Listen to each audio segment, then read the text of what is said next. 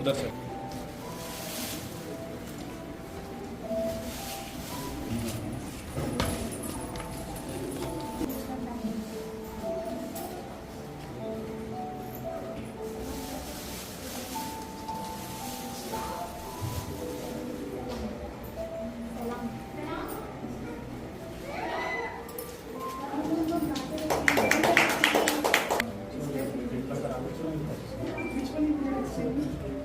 We can extract the essential oil from this leaves, sir. From the 5 to 6 months after, we can extract the oil from this leaves. This oil is used for hair growth and headache purpose.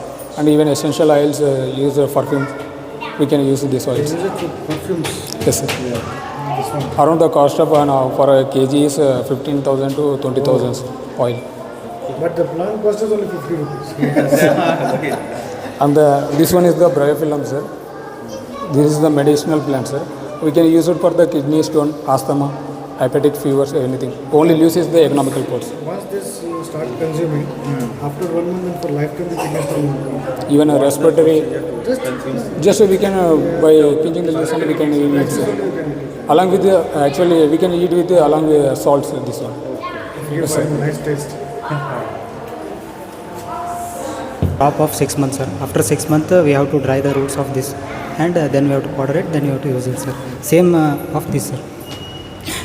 This is Dodpatri Gada. After 6 months, we will have the tubers which we have to dry, and then we have to use in powder form. This also removes kidney stone and insomnia. Treats Sleepiness, insomnia. sleepiness. Sleep disease. Sir. This is just a meta plant. Like this is a gift from us to all the parents or visitors. It's a Dracena crop, sir. Yes.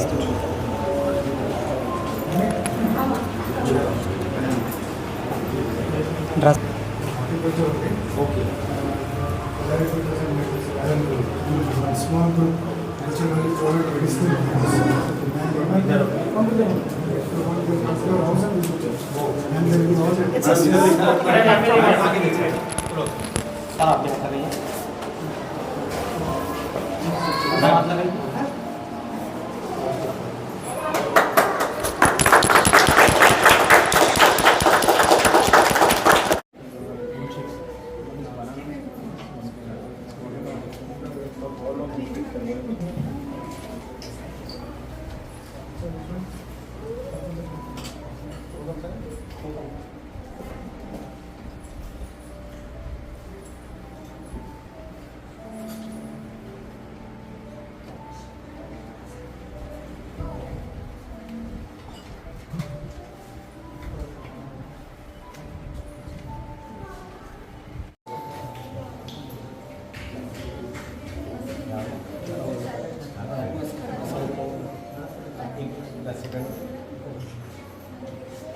पहली बात तो ये है कि जो plant से पहले थे मैं बहुत एंथुसियाज्म हूँ प्लांट्स के बारे में। मेरे घर पे भी काफ़ी सारे प्लांट्स हमने प्लांट किए हुए हैं और जिस हिसाब के आजकल फूड इक्विपमेंट्स हमको मिल रहे हैं कंप्लीट विद प्रिजर्वेटिव्स मिल रहे हैं या मिक्सिंग मिल रहे हैं, तो नेचुरल चीज़ जो है वो लोगों से बहुत दूर हो चुकी है कि कौन से प्लांट्स में से क्या मिलना चाहिए। फॉर एग्ज़ाम्पल हमारे पास अभी एक मस्कीटो रिपेलेंट प्लांट है, आप अगर उसको स्मेल करेंगे और ओडोमॉस को स्मेल करेंगे दोनों सेम है, मगर लोग क्या कर रहे हैं ओडोमॉस ज़्यादा खरीद रहे हैं, उसके अंदर मिक्सिंग आ रही है जो स्किन को अफेक्ट कर रहा है। तो मेरा विजन एक टाइम ये था कि कुछ तो इस तरह से करेंगे, एनुअल डेज तो हर साल होते ही रहते हैं और वही कल्चरल प्रोग्राम्स रिपीट होते हैं, और हमारा इस टाइम ये था कि कुछ तो ऐसा करेंगे जो एनवायरनमेंट के लिए हो। अब जिस हिसाब की गर्मी पड़ रही है वो गर्मी को एक ही चीज़ ठंडा कर सकती है वो प्लांट्स एंड ट्रीज, बाकी कोई चीज़ उसको वो रिलैक्सेशन आपको नहीं देगी।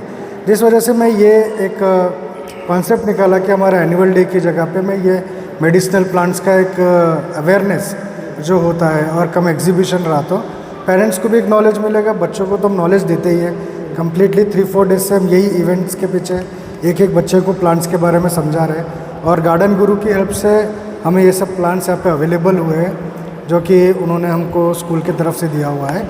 तो यही एक मेरा कॉन्सेप्ट और सेटअप था जिसकी वजह से हमने ये इवेंट किया है यहाँ पे। जैसे कि बीदर शहर में आपने देखा है कुछ साल पहले एक ताज़ा तरीन हवा चलती थी और धूप का कोई ऐसा मज़ा नहीं लेते थे लोग। धूप का आने पर भी लोगों को महसूस नहीं होता था क्योंकि वो दौर में तकरीबन जगह पर झाड़ मौजूद थे। अभी ऐसा दौर आ चुका है, डिजिटल हो चुका है, झाड़े जो है जिसी के घर में हो, अरे झाड़ सामने आ गया है मेरी बिल्डिंग में चले जा रहा है तो इसको कट करा दिया जा रहा है, तो उसको लेकर क्या कहेंगे? सर इसी का ही बता रहा हूँ मैं, ये इसको लैक ऑफ नॉलेज बोला जाता है कि भाई उनको वो प्लांट्स का एक वैल्यू नहीं पता, वो ट्री की अहमियत क्या है उनको नहीं पता। एक फर्नीचर बनाना है तो 4 झाड़ काट दिए, घर के सामने डिज़ाइन अच्छा नहीं दिख रहा तो झाड़ काट दिए, मगर वही काफ़ी सारे इंसेक्ट्स को घर में आने से रोकता है, उनको शेड देता है और कभी कभार जो तूफ़ानी हवा चलती है वो भी यही ट्रीज़ रोकते हैं। तो ये अवेयरनेस एक बहुत ज़रूरी है जो पूरे बीदर के शहर में भी लोगों के पास होनी चाहिए कि घर में प्लांट्स और ट्रीज़ कंपलसरी रखिए। उसको काटने से आपको कोई एडवांटेज नहीं होगा, आपके घर के शो से आपको घर में सुकून नहीं मिलेगा, एक फ्रेशनेस से होती है जो ज़्यादातर बीमारियों का रीज़न पोल्यूशन और इम्प्रॉपर फूड ये सभी है। वेरएल्स अगर आप घर में ज़्यादातर प्लांट्स रखेंगे आपको खुद ही फ्रेश एयर मिलेगा जो कि आपको हाइपरटेंशन और अलग अलग बीमारियों से दूर रखेगा। जी तो बीदर की आवाम क्या मैसेज देंगे आप? यही बोलना चाहता हूँ मैं कि प्लांट्स कोई भी इतनी हैवी चीज़ नहीं है कि कॉस्टली चीज़ नहीं है। हम लाखों करोड़ों डेकोरेशंस में खर्चा कर देते हैं जो कि प्लास्टिक्स हो गए, प्लास्टिक पॉट्स है वो 10-15 रुपीज़ 100 रुपीज़ के प्लांट्स आते हैं। अपने दिल से एक प्लांट लगाइए जो आपको पसंद है और आपकी हेल्थ को अच्छा करिए बस। Thank you. इद्रिस, मैं किस्टक पब्लिक स्कूल का चेयरमैन हूँ।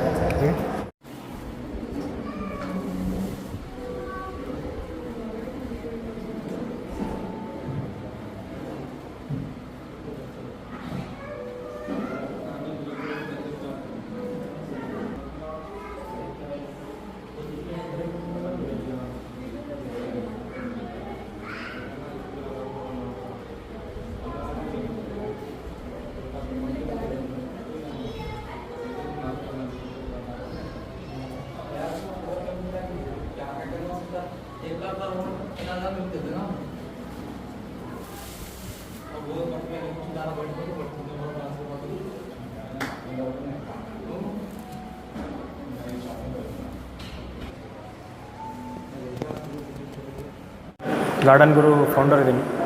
ಇವಾಗ ಮಕ್ಕಳು ಬೇರೆ ಸ್ಕೂಲಲ್ಲಿ ನಾವು ಇದೇ ಸ್ಕೂಲ್ ಯಾಕೆ ಸೆಲೆಕ್ಟ್ ಮಾಡಬೇಕು ಅಂದರೆ ನಮ್ಗೆ ಇದ್ರಿ ಸರ್ ಭಾಳ ಹೆಲ್ಪ್ ಮಾಡಿದ್ರು. ಇನ್ ದ ಸೆನ್ಸ್ ಅವ್ರು ನಮ್ಮ ಜೊತೆ ಕೊಲಾಬ್ರೇಟ್ ಆಗಿ ನಮ್ಮ ಎಲ್ಲರಿಗೂ ಅವೇರ್ನೆಸ್ ಮೂಡಿಸ್ಬೇಕು, ಪ್ಲಾಂಟ್ಸ್ ಬಗ್ಗೆ ಎಲ್ಲರಿಗೂ ಗೊತ್ತಾಗಬೇಕು. ಮೆಡಿಸಿನಲ್ ಪ್ಲಾಂಟ್ಸ್ ಅಂದರೆ ಏನು, ಅರೋಮೆಟಿಕ್ ಪ್ಲಾಂಟ್ಸ್ ಅಂದರೆ ಏನು, ನಮ್ಗೆ ನಾವು ಯೂಸ್ ಮಾಡೋ ಒಂದೊಂದು ವಸ್ತುನು ಯಾವ ಪ್ಲಾಂಟಿಂದ ಬರ್ತಂತ ಎಲ್ಲರಿಗೂ ಗೊತ್ತಾಗಬೇಕು. ಈಗಾದರೆ ಫಸ್ಟ್ ಜನ್ರೇಷನಲ್ಲಿ ಎಲ್ಲರಿಗೂ ಗೊತ್ತಿರ್ತೈತಿ, ಈಗಿನ ಜನ್ರೇಷನ್ಗೆ ಅದು ಗಿಡ ಅಂದರೆ ಏನು, ಗಿಡ ಏನು ಬರುತ್ತೆ ಎಲ್ಲ ಮರ್ತೋಗ್ತಾ ಇದ್ದಾರೆ, ಅದನ್ನೊಂದು ತಿಳಿಸ್ಕೊಡ್ಬೇಕಿತ್ತು.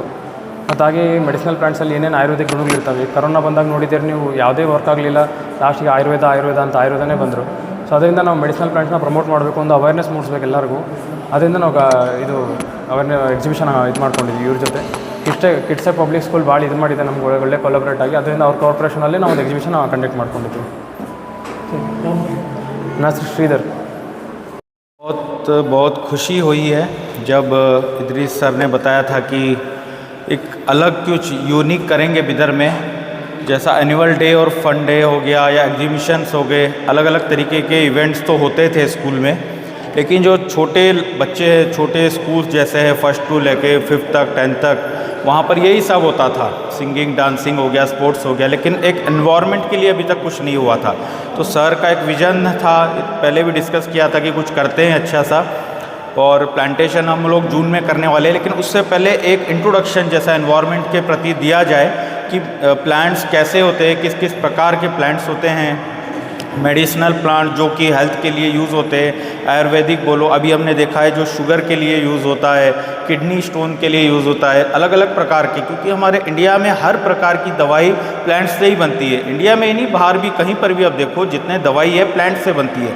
तो हमें और हमारे स्टूडेंट्स को इसका नॉलेज होना चाहिए कि हमारे पास आसपास किस किस प्रकार के जो प्लांट्स होते हैं और उनको किस प्रकार से हम यूज़ कर सकते हैं और उन्हें कैसे अपने घर में लगाया जा सकता है। जो ये आज मैं बहुत बहुत थैंक्स करता हूँ इदरीस सर का, फातिमा मैडम का, और जो किड्स टेक पब्लिक स्कूल है इसका, और गार्डन गुरु जो हमारी टीम ये पूरी है बिदर में अच्छा काम करती है बहुत, जो हार्टिकल्चर से जुड़ी हुई है, इनका भी बहुत बहुत योगदान है एनवायरनमेंट में बिदर के, और यहाँ पर बिदर के लोगों को, स्टूडेंट्स को जागरूक करने के लिए कि किस प्रकार से सब कुछ है प्लांट्स का, हमें बेनिफिट किस तरीके से मिल सकता है और हमें कितना इससे जुड़ना चाहिए।